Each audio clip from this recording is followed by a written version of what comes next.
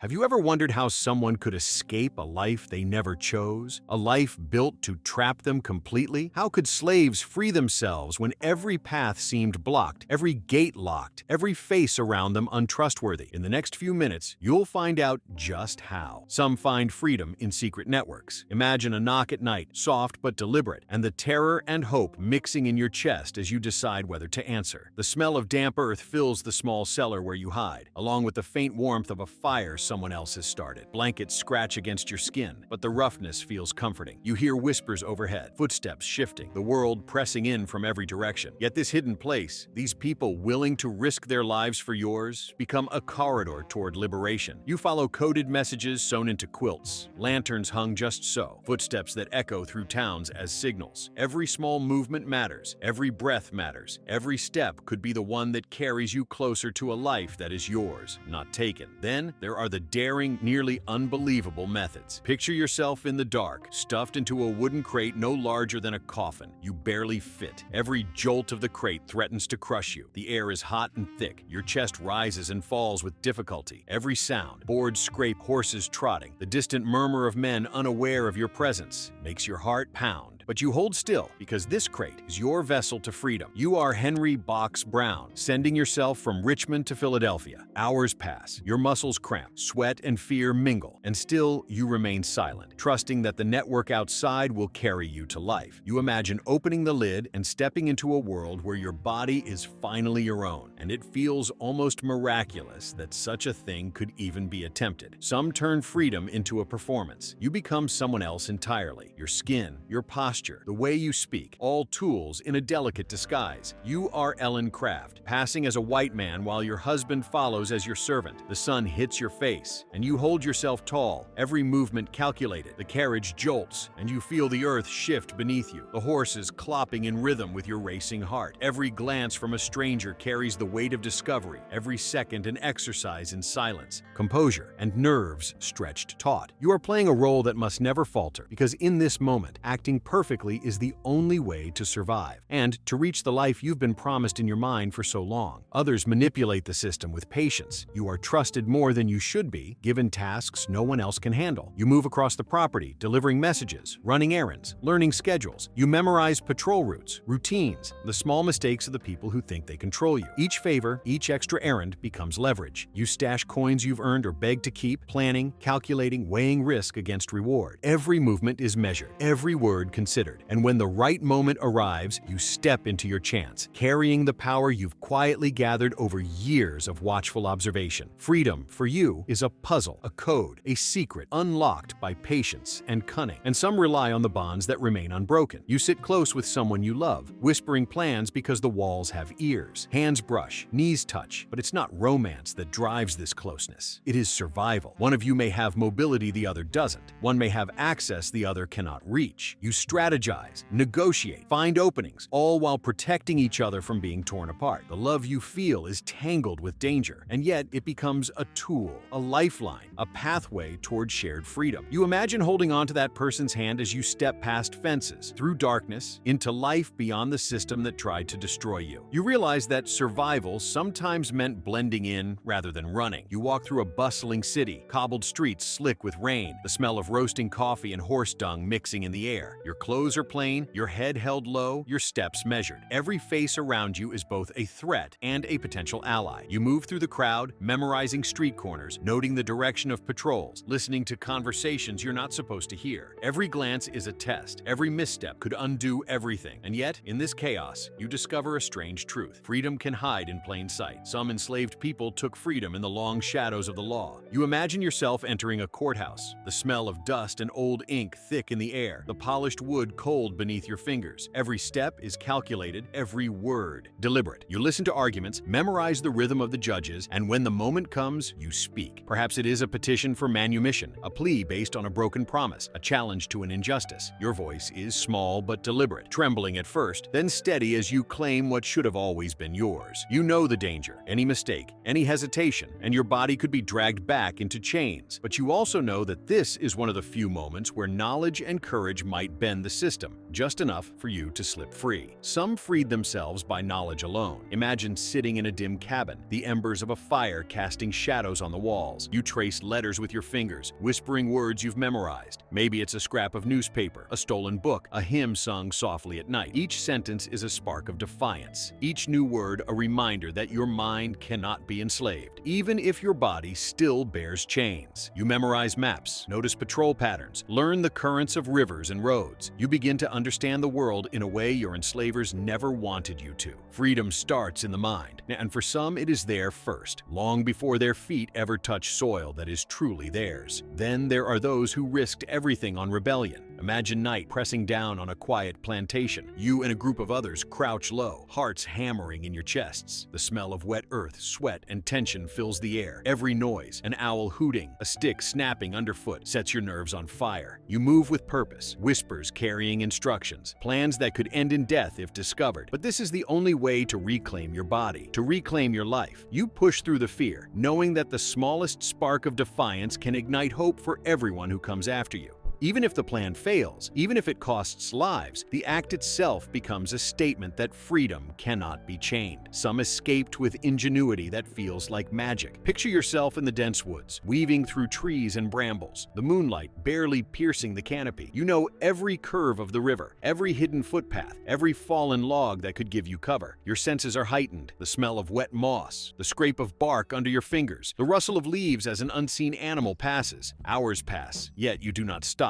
You hide during the day, move at night, listening to distant voices, watching for any sign of danger. Each step is calculated, every pause a risk, and every moment is an exercise in trust, in your instincts, in the allies who guide you, in the network that exists just beyond the plantation gates. Freedom is a path measured not in distance, but in every choice made perfectly under pressure. Some found liberation in the sea. Imagine the salt in the air, the spray hitting your face, the wooden planks of a ship creaking beneath your weight. You hide among barrels or pose as a sailor, moving quietly, hearts pounding as the vessel carries you northward. The water smells of fish and tar and possibility. You hear the waves crashing, the ropes thudding with each adjustment, the murmured instructions of the crew who don't suspect your presence. Hours pass, days pass, and every small movement could be fatal if misread. And yet, as the shoreline of freedom grows closer, the ocean itself becomes a companion, guiding you past the grasping hands of bondage and into life you can call your own. Then there are those who created freedom by patience and cunning within the system. Imagine yourself entrusted with tasks no one else can do, moving through the spaces your enslaver never notices. You memorize schedules, learn the weaknesses of those who guard you, quietly store coins, quietly learn names, faces, and secrets. Every errand becomes a lesson, every favor becomes leverage, and you wait. You wait for the perfect moment when the opportunity to step into life is clear, and when it comes, you do not hesitate. You slip past gates, through fences, under moonlight, carrying with you everything you have learned, everything you have earned, every ounce of risk calculated. Freedom becomes the product of observation, skill, and patience honed to perfection. Some found liberation in alliances. You share whispered plans, concealed messages, and secret codes with people you trust, forming a web of support. Perhaps someone lends a boat, another a hidden attic, another knowledge of patrol schedules. The warmth of fire and human connection mixes with fear and hope as you navigate the next step of your journey. Every connection is precious. Every betrayal would be deadly. And yet, with careful trust, you inch closer to freedom, understanding that your life is intertwined with others who dare to defy the world with you. Others relied on disguise and performance. You adjust your posture, your clothes, your voice, your very mannerisms to appear someone else entirely. You travel through spaces where your presence would otherwise be fatal. Each word spoken, each gesture made must be flawless. One wrong movement could end everything. You feel the sun on your back, the scratch of fabric, the sweat beading on your forehead, and you keep walking, convincing strangers you are what you pretend to be.